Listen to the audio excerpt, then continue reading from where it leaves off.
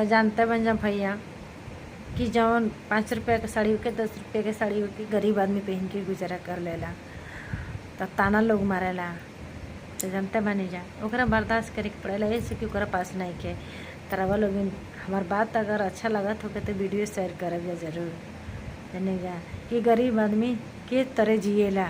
रवा लोग के मालूम हो अगर रवा लोग दुख झेले के जान, गरीबी झेले के जान, अपना बाप माई के मजबूरी दिख ली के जान, तरवा लोग के एहसास अंदर जरूर जाई कि ऐसे ही हम गरीबी झेल ले रहनी कि जैसे हमरा पास बा मजबूरी।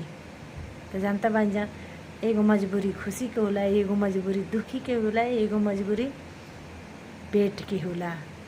समझनी जानो कि ना समझनी जान, ना समझे जान तो वीडियो जाई सोच के सुन के रात भर पहले सोचे में जान कि गरीबी कौन चीज़ के कहल जाला आ मजबूरी की के कहल जाला।